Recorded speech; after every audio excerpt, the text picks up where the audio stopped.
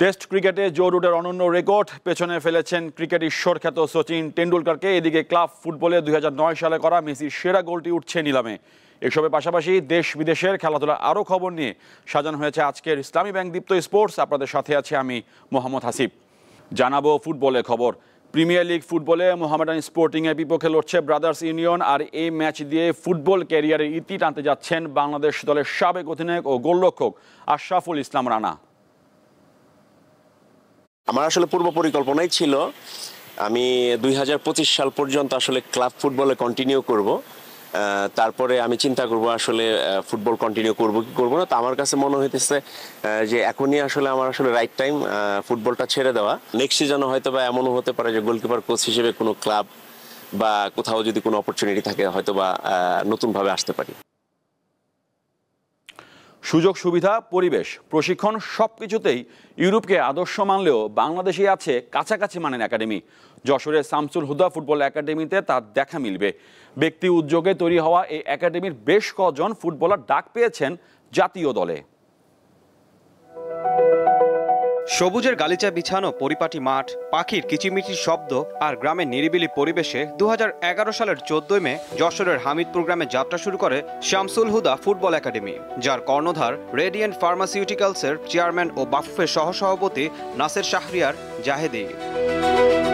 একাডেমিটিতে রয়েছে সুবিশাল 3টি মাঠ, আধুনিক সুবিধা সম্বলিত 6তলা মাল্টিপারপাস ভবন, সুবিশাল ডাইনিং, মাল্টিমিডিয়া ক্লাসরুম, জিমনেশিয়াম, নামাজঘর সহ নানান সুবিধা। এখানে সম্প্রতি বাংলাদেশ অনূর্ধ্ব-19 জাতীয় দলের মাসব্যাপী ক্যাম্পও অনুষ্ঠিত হয়। আমাদের চিন্তা ভাবনা হচ্ছে যে বাংলাদেশের ফুটবল কিভাবে ডেভেলপ করা যায়, কিভাবে এগিয়ে নিয়ে যাওয়া যায়, সেই জন্য আমাদের এই পরিকল্পনা আমাদের রয়েছে এবং ভবিষ্যতে আমরা চেষ্টা করব এই একাডেমিটাকে আরও সামনের দিকে এগিয়ে নিয়ে যাওয়ার। অবকাঠামোগত নানা সুযোগ সুবিধার পাশাপাশি সুদক্ষ কোচিং স্টাফের তত্ত্বাবধানে দেশের নানা প্রান্তের খুদে ফুটবলাররা প্রশিক্ষণ নিচ্ছেন এই একাডেমিতে। ট্রেনিং আমরা দিয়ে থাকি, যার কারণেই আমাদের খেলোয়াড়গুলো ঢাকা এবং দেশ এবং আন্তর্জাতিক পর্যায়ে তারা সুনাম বয়ে আনতেছে। প্রকৃতি আর আধুনিক সুযোগ সুবিধার মিশেলে অনুশীলন করতে পেরে খুশি বার্ষিক হান্টিং ক্যাম্পের মাধ্যমে বাছাই হয়ে আসা ফুটবলাররা। এখানে এসে আলহামদুলিল্লাহ অনেক খুশি, আনন্দিত এবং আমার স্বপ্ন পূরণের পথে এগিয়ে যাচ্ছি। গ্রামের পরিবেশটাও আছে, আবার শহর, এটাও শহরও, তো আমি এখানে খুবই আনন্দিত, এখানে প্র্যাকটিস করতে পারতেছি। ঢাকায় যে ফ্যাসিলিটি আছে এখানে তার থেকে অনেক হাজার গুণ উন্নত ফ্যাসিলিটি আছে। মাঠ এবং কোচ এটা আপনি বাংলার সর্বোচ্চ লেভেলেও পাবেন না যে ফ্যাসিলিটি একাডেমিতে। 80 বিঘা জমি নিয়ে গড়ে ওঠা এই একাডেমিতে দেশের বিভিন্ন অঞ্চলের 130 জন ফুটবলার প্রশিক্ষণ নিচ্ছেন। দীপ্ত, বার্তা কক্ষ। যশোরে নানা কর্মসূচির মধ্য দিয়ে এএফসি গ্রাসরুট ফুটবল দিবস এবং বিশ্ব ফুটবল সপ্তাহ পালন করা হচ্ছে। শুক্রবার সকালে যশোর শামসুল হুদা ফুটবল একাডেমি মাঠে দিনব্যাপী নানা অনুষ্ঠানের আয়োজন করা হয়। 8 থেকে 14 বছর বয়সী 500 জনেরও বেশি গ্রাসরুট ফুটবলার অংশগ্রহণ করে। এর আগে অনুষ্ঠান উদ্বোধন করেন বাফুফের সভাপতি তাবিত আওয়াল। প্রধান অতিথি ছিলেন আর্জেন্টিনা রাষ্ট্রদূত মার্সেলো কার্লোস সিসা।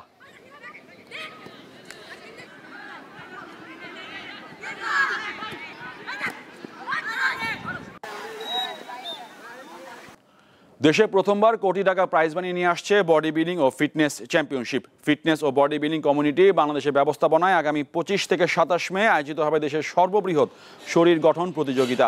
এ উপলক্ষে জিম অ্যাসোসিয়েট স্পন্সর হিসাবে বডি ফিটনেস জিম সেন্টারের সাথে চুক্তি স্বাক্ষর হয়। অনুষ্ঠানে উপস্থিত ছিলেন বিডি ফিটনেস জিম সেন্টারের স্বত্বাধিকারী মেহেদি হাসান এবং অর্গানাইজিং কমিটির সদস্য নুরুল ইসলাম খান নাইম ও ইমাম হাসান।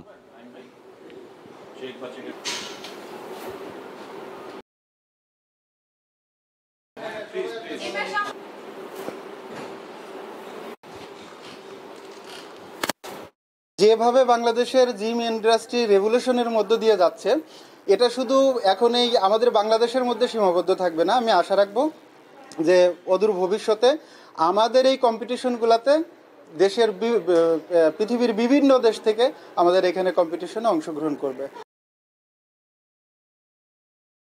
ব্রাজিলিয়ান উইঙ্গার রাফিনিয়ার সঙ্গে 2028 সাল পর্যন্ত চুক্তি নবায়ন করেছে বার্সেলোনা। দারুণ এক মৌসুম কাটানোয় পুরস্কার হিসাবে তার সঙ্গে চুক্তি নবায়ন করলো কাতালান ক্লাবটি।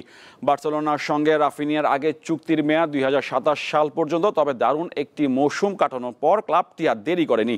চুক্তি নবায়নে রাফিনিয়া ও বার্সা ঐকমত্যে পৌঁছায়, যার মেয়াদ 2028 সালের 30 জুন পর্যন্ত। সব প্রতিযোগিতা মিলে এ মৌসুমে 56 ম্যাচে 34 গোলের পাশাপাশি 25টি অ্যাসিস্ট করেন তিনি।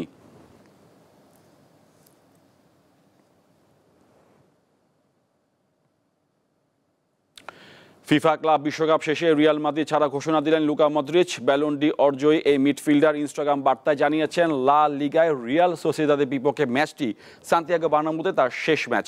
13 বছরে রিয়ালের হয়ে 6টি চ্যাম্পিয়ন্স লিগ ও 4টি লা লিগা সহ মোট 28টি ট্রফি জিতেছেন তিনি। রিয়ালের লম্বা সময় পথ চলায় সমর্থকদের ভালোবাসায় কৃতজ্ঞতা প্রকাশ করেন ক্রোয়েশিয়ান এই মিডফিল্ডার। একই ম্যাচে রিয়ালের ডাগআউট থেকে বিদায় নেওয়ার কথা আগেই জানিয়েছেন কোচ কার্লো আনচেলোত্তি।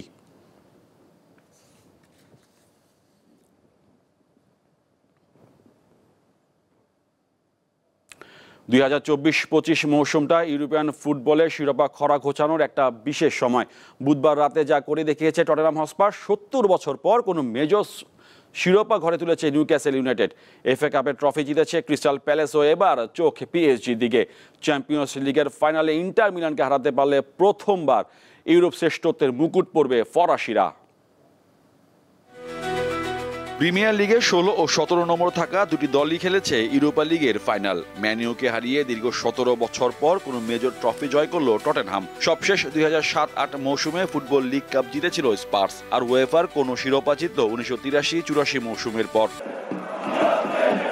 চলতি মৌসুমটা ইংলিশ ফুটবলের জন্য বিশেষ এক বছর। টটেনহাম ছাড়াও দীর্ঘ সময়ের পর শিরোপার খরা ঘুচিয়েছে বেশ কয়েকটি ইংলিশ ক্লাব। বছরের প্রথম শিরোপা লিগ কাপ বা ক্যারাবাও কাপ ঘরে তুলেছে নিউক্যাসল ইউনাইটেড। গত মার্চে ফাইনালে লিভারপুলকে 2-1 গোলে হারিয়ে দীর্ঘ 70 বছর পর কোনো মেজর শিরোপা ঘরে তোলে ম্যাকপাইরা।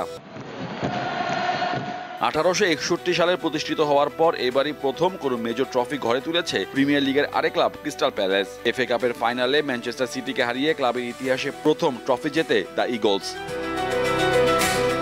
দীর্ঘ শিরোপা খরা ঘুচিয়েছে ইতালি ক্লাব পোলোনিয়াও। এসি মিলানকে হারিয়ে তারা জিতেছে কোপা ইতালিয়া, যা গত 51 বছরের মধ্যে তাদের প্রথম মেজর ট্রফি।